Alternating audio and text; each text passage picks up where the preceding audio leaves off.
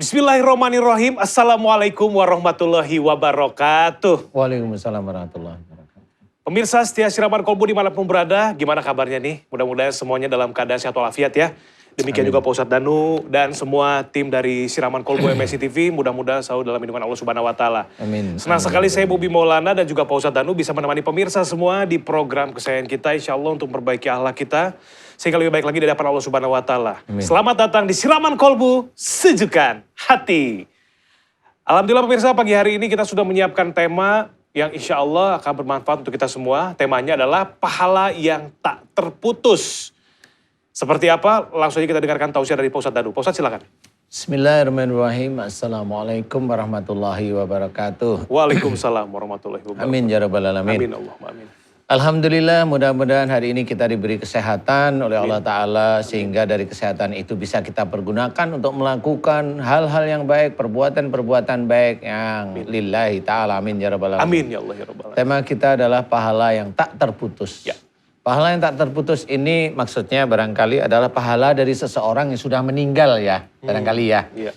Jadi pahala yang tak terputus ini ada dari seseorang yang meninggal. Bisa ada ilmu yang manfaat, kemudian amal jariah, kemudian anak soleh yang mendoakan.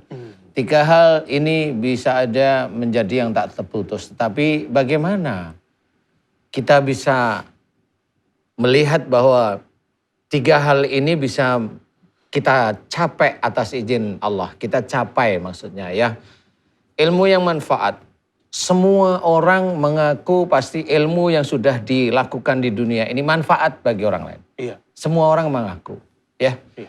Padahal bagi kita sendiri seorang muslim, seorang perbuatan yang baik itu diawali dengan basmalah, ya. Kemudian dari ilmu yang akan kita berikan kepada orang lain itu benar-benar manfaat dari sisi apa? Dari sisi apa?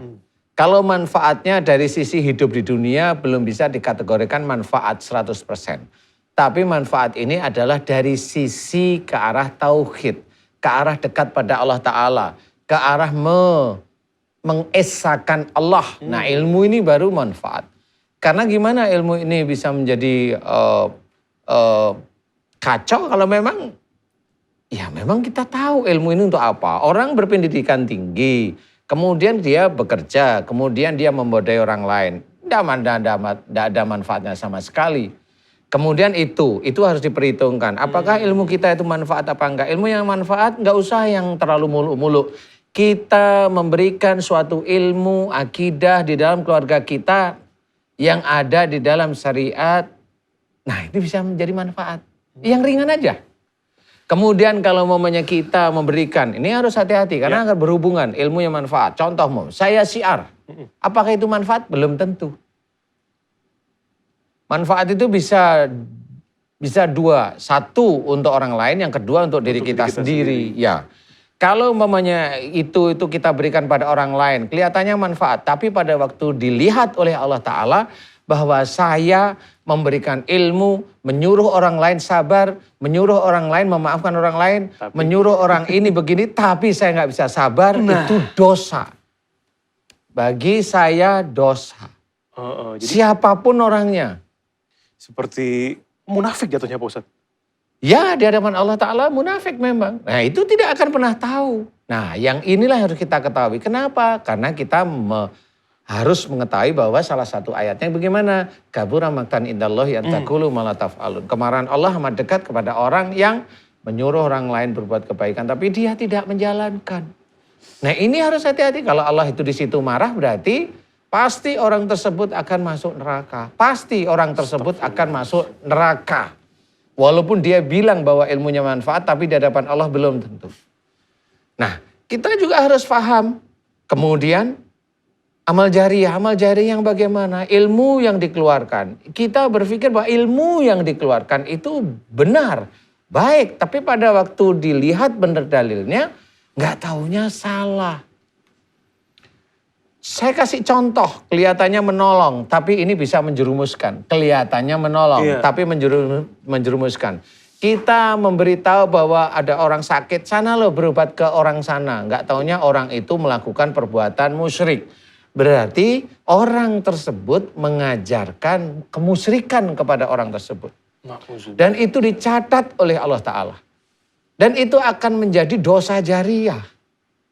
Bukan amal jariah, dosa jariah. Jadinya malah dosa jariah ya Pak Ustadz ya? Iya, semuanya. Aduh. Ilmu-ilmu agama yang dikira itu benar, contoh kita harus pahami. Coba kita berfaham. Kalau kita itu namanya sholat, beribadah itu Allah menuntun agar kita itu lillahi ta'ala, menuju pada Allah. Tapi nggak taunya kita menginginkan duniawi, kita menginginkan mobil, kita menginginkan rumah, kita menginginkan calon istri kita seperti itu. Kita sokong, kita dokong, kita dorong, kita dukung dengan sholat kita, dengan bacaan Quran kita. Itu berarti kita beribadah tapi untuk dunia. Gimana coba? Kita harus berpikir. Kalau kita menginginkan mobil, kita menginginkan rumah, kita menginginkan calon istri, tetapi kita gunakan sholat kita gunakan bacaan Quran untuk kita, itu berarti untuk dunia. Berarti ini salah satunya hal yang menjadi kesalahan. Dan kalau itu diajarkan kepada orang lain, berarti orang tersebut mengajarkan duniawi. Bukan mengajarkan akhirat. Apakah itu manfaat? Allahu a'lam. Alhamdulillah pemirsa, tadi sebelum komersial break kita sudah mendengarkan tausiah dari Pak Ustadz Danu. Sekarang kita akan mendengarkan tausiah dari Ustadz Hilman Fauzi terkait tema kita pagi hari ini, pahala yang tak terputus. Silahkan Ustadz Hilman Fauzi. Baik. Sallallahu Rabbuna ala nuril mubin Ahmad al-Mustafa Sayyidil Mursalin wa ala alihi wa sahbihi ajma'in wa ala alihi wa sahbihi ajma'in. Bismillahirrahmanirrahim. Assalamualaikum warahmatullahi wabarakatuh. Waalaikumsalam warahmatullahi wabarakatuh. Alhamdulillah, wassalatu wassalamu ala rasulillah, wa ala alihi wa sahbihi wa mawala. Amma ba'du. Ustadz Danu, Mas Bobby, dan juga pemirsa Siraman Kolbu MNC TV, dimanapun Anda berada, semoga senantiasa dalam keadaan sehat walafiat. Amin ya amin ya. Pahala yang tak terputus. Sebagai manusia, tentu kita berharap kepada Allah bahwa setiap kebaikan kita akan mendatangkan kebaikan pula.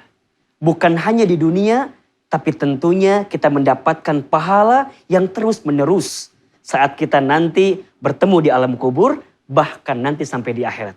Begitu ya Mas Bobi ya? Semua pasti ingin. Maka Rasulullah SAW bersabda, "Idza mata 'abdu Adam, in qata'a amaluhu illa bithalasin." Ketika manusia meninggal terputus ternyata semua amalannya kecuali 3 perkara. Tadi sebenarnya Ustaz Danu udah sampaikan. Pertama, sodaqatin jariyatin, sedekah jariah. Yang kedua, aw ilmin yuntafa'u bih, ilmu yang dimanfaatkan atau diamalkan. Dan yang ketiga, waladin sholihin yad'ulah, anak soleh yang mendoakan. Mari kita bahas satu persatu dari 3 hal ini yang akan tidak terputus. Pertama, sedekah jariah. Apa itu sedekah? Sedekah itu setiap kebaikan yang kita lakukan saat kita hidup di dunia. Apa yang kita bisa berikan? Sedekah tidak harus harta. Bahkan disebutkan kata Nabi, senyum saja itu sedekah. Bahkan doa kita kepada orang lain, sedekah. Kemudian semua kebaikan-kebaikan yang kita lakukan saat hidup itu sedekah.